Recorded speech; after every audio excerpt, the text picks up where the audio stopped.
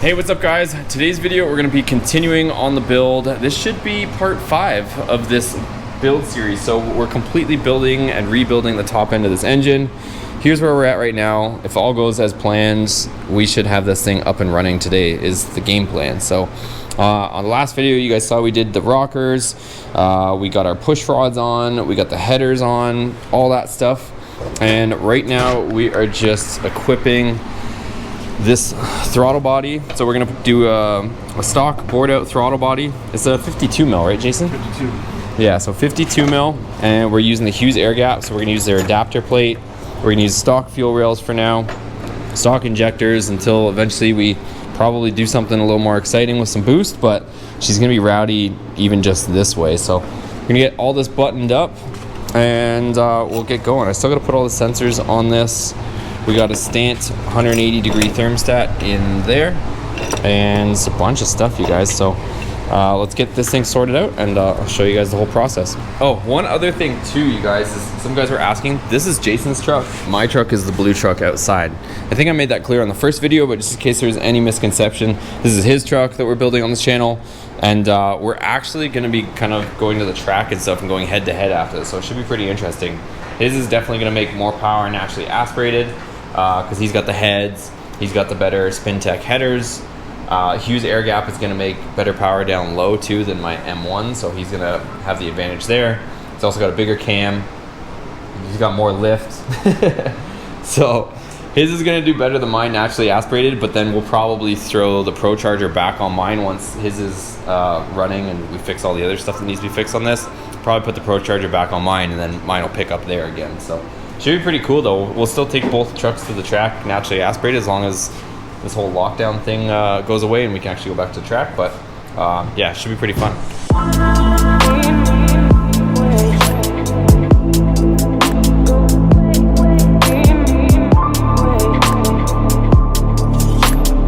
Okay, so here's where we're at so far. We got all the sensors on our throttle body. We've got the throttle cable bracket on here, and we're just putting all these little brackets that Hughes gives you with that.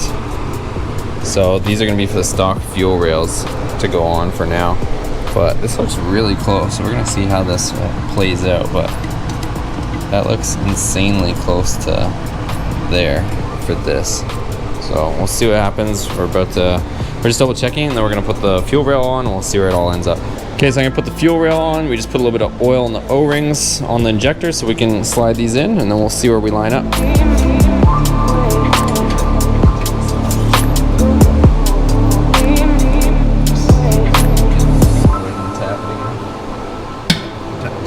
you go.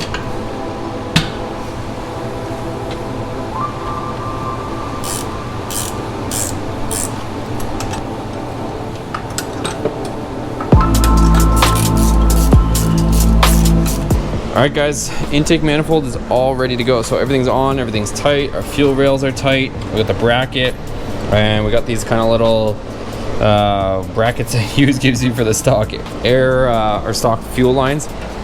So everything's on, we've got all of our ports, and we've got all thread or sealants on the actual threads for all these ports. So we're ready to go, and we also have a brand new one of these elbows. Over here, we're just taking a look first. You guys have seen me put like a huge like 1/4 inch blob of gasket maker on the front. This one actually comes with some pretty nice gaskets. I think we're gonna try it. What do you think? Yeah, let's try it. I think I'm gonna try in this and just doing the gasket maker in the corner. Only thing is our brand new head gaskets do have these little tabs here, so we're gonna have to just break them off, because if you see like this, it wouldn't line up nicely there. So even though these gaskets are pretty nice, they go up there, we're still going to put gasket maker in the corners just to make sure, but this should do what we want it to do. So it's nice because it has these little locating pins. I've always just not wanted to chance it and gone with the silicone way, but try these, see how she works out, because this came with the Hughes kit too. So I'm just gonna take these portions of the head gasket and just bend them back and forth until they snap like I did there, because it is metal in the head gasket, but if I left it, it would make for a leak on the corner, so just keep an eye out for that. Okay, so there's my 4 little tabs from the head gasket. I just worked them back and forth till they snapped off. Now we can put the intake manifold on. Actually, what we are gonna do is Jason's cleaning off the hold down plate or bracket and bolt for the back here so I can get this locked in, because last time we just threw the distributor in there. I'm gonna set it up with the marks lined up and I'll show you in a second. So let's get that plate on there in the bracket. Okay, so we have number one at TDC. You can see our, well, you probably can't see, but our line is right there. It's lined up with TDC. And you come over here to our distributor, and we've got the rotor pointed up with number one right there. So this is gonna be enough to get it started, and then we'll have to do the fuel sync and turn this thing with the snap-on computer afterwards. But I'm gonna go ahead and lock this down, and then we can move on. All right, so I'm gonna use the right stuff. As you guys know by now, I love this stuff. So this one's the 90-minute. They have stuff that's like 5-minute, but we're just gonna put blobs in the corner here just to make sure it seals on all of our corners. All right, so just as I was doing this, I did remember one trick. You take 4 old intake manifold bolts and you cut the heads of them off, and it holds your gaskets as you drop everything down. So you're not fighting with gaskets walking all over the place. So I'm just gonna take 4 of these old intake manifold bolts, zip the heads of them off, and that way we can use it to hold and hang our gaskets. Okay, there it is, 4 intake manifold bolts. Okay guys, so here's where we're at. I even did an extra smear on the front. It's not gonna hurt anybody. I went around the water ports, because that we definitely don't want leaking, and it's usually a problem in the area. So all around there. Now I'm gonna put my hard gaskets in there. So we'll set these on top in the little locating pins. If we can find those little buggers again. There she is. And this one. Okay, so that sets in there. There's those little locating pins. So that's that one. Let me get the back one. So same deal. Just find where she's gotta go. And there she is there. And there's that side. Okay, all our gaskets are on. We got the studs holding it in. And I put another smear on this side on the water jackets. Jason's got the intake manifold. Let's go. And then we'll... This is just so it tucks underneath. And then drop it on top of our studs. Got that one. Got that one. That's it. That makes it so much easier with the studs aligning everything. All right guys, so on second thought, this is one of the reasons why I never use these. They probably work honestly, but I don't know if I want to chance it. We're both kind of discussing it. This is the reason why I've always just done it the right stuff.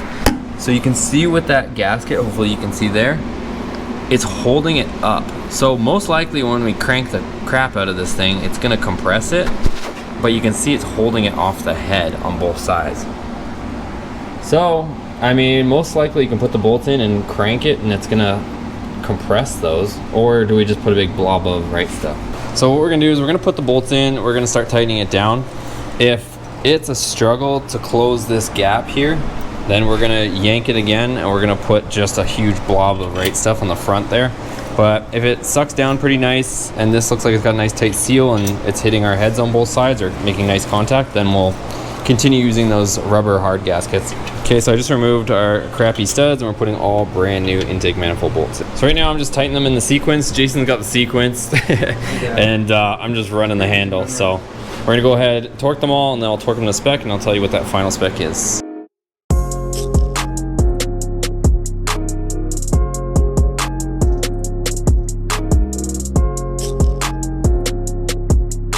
All right, you guys, that's where we're at. We've got our intake manifold, the Hughes air gap all on. And just side note, we did forget to put this on with the intake, which is kind of a little easier, but since it's a brand new hose, I managed to just squish it and squeeze it in here because there's only like an inch of space to fit this in, but just know that you can get it on after the fact, but it would be easier to hook it on when you're setting the intake manifold down. So next up, I'm gonna put on the accessory bracket. Jason has a non-accessory bracket, so it's kind of like a half of one. And he's messing with these Mopar Performance baffles right now, so he's putting in the longer ones. These are like the two, well, that's what it looks like, stock, and this is with the baffle. So he's got these nice brand new Mopar Performance valve covers. So we're gonna put that all on. Here's the accessory bracket. He's got this fancy black one. Did you paint this? No. No? Nope. Somebody sold it or painted it this way, or powder coated or something? Yeah, I picked it up off of one of the Facebook groups. Oh, okay, cool. So I'm gonna throw this on. It's only gonna go here and hold our alternator, as opposed to that big long, I don't know if I have it over here. Oh, there it is, there's a stock one. So that's when we pulled off that big ugly thing. So go ahead and put this on, and then I can mount our alternator, and Jason will get the other thing prepped, the valve covers. Okay, so I'm gonna throw the power steering pump back on. We'll hang it here. We're gonna have to figure out what to do here, because normally that bracket would go in and it would be our spacer for this little water neck. So I'll have to come up with something in a sec, but let's do the power steering. All right, so Jason finished getting the full length baffles in there, so we can put the valve covers back on the engine.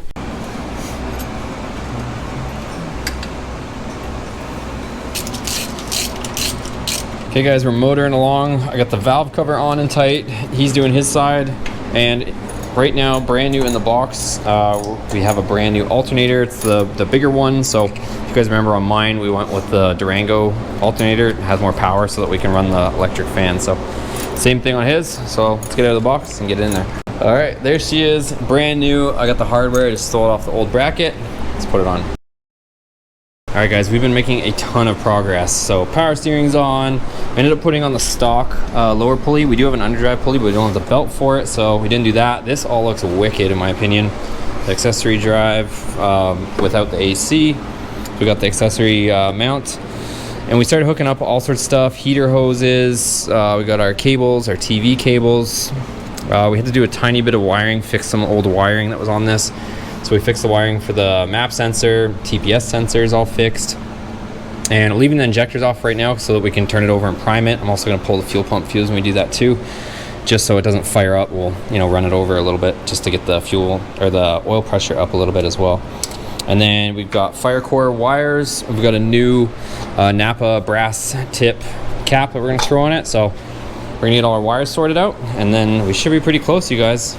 Okay, so we put all our wires on here. I feel like it's just easier to do it up here, and then we can just put the whole cap back there and run all our wires. So if it was odd number, we went to the right. If it was even number, I went to the left. Probably backwards for you guys, but you guys get the idea. So we went to driver, passenger side, depending on odd or even, and we're gonna throw it in. We'll probably spin them around and organize them once we get to the back.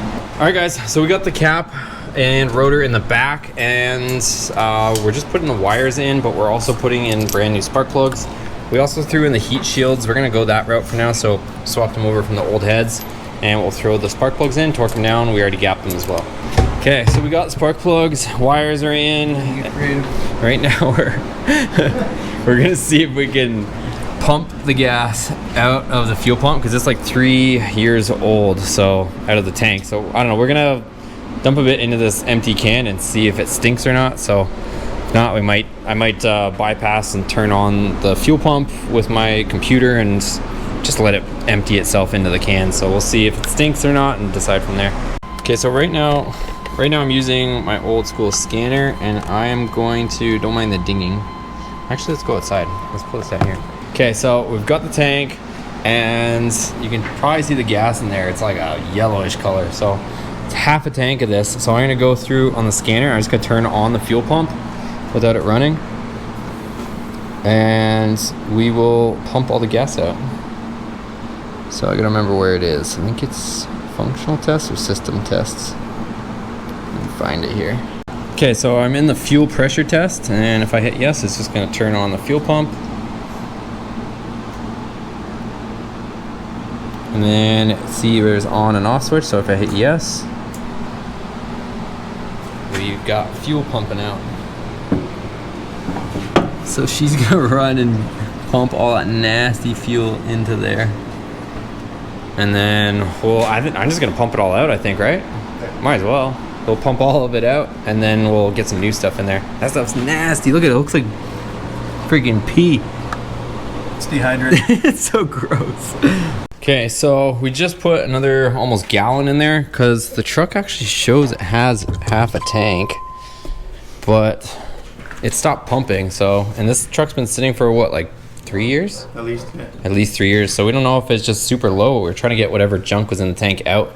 Then we're gonna put fresh stuff, but it didn't pump out no half a tank. So we put in another gallon. Let's see if all of a sudden she starts pouring more gas out.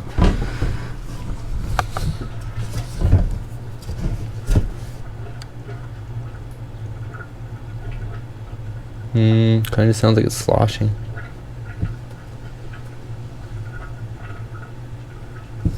Kind of just doing the same thing.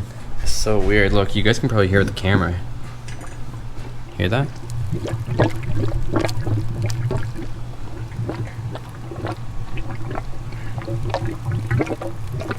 That sounds like you can hear some sort of liquid, but she's not pumping out. So we're gonna have to start the troubleshooting. We're hoping we can get it fired up because we're pretty damn close today, but yeah, there's that. All right, so we're not sure what's going on with the fuel issue right now, but we still got some other stuff to button up. So I got the rad. We're gonna throw it on, and we're almost ready to start getting this thing ready. So let's throw this rad in first. Okay guys, so underneath here, it actually has this whatever fuel filter from who knows when somebody installed. I was gonna bypass it, but it looks like, if you guys see over here, the factory quick fit connection, that's supposed to go over here.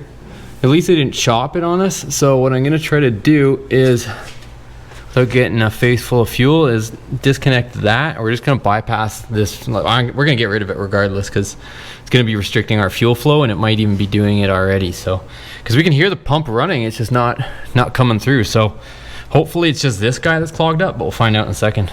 All right, this could get messy in a second, you guys. Well, actually, I'm gonna be trying to spray out the other side. Pop.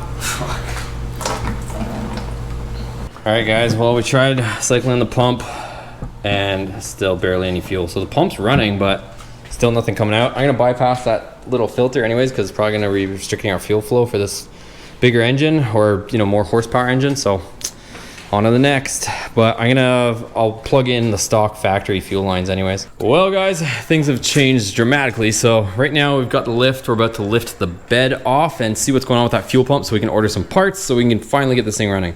Let's lift it up.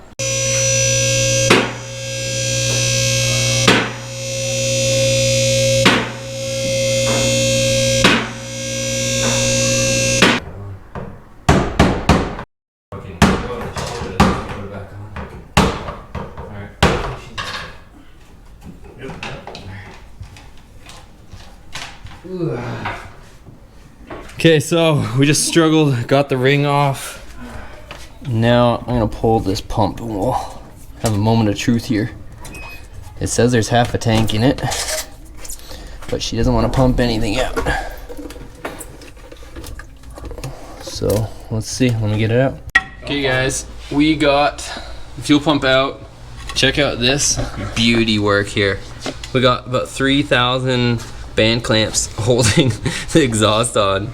So we're definitely gonna have to do something with that. We didn't see it from the bottom, but we haven't really investigated this truck too much. Also, we're gonna have to redo these front hangers. So we're gonna put on the proper one that uses the factory spot. I guess these are, I don't know, what are these?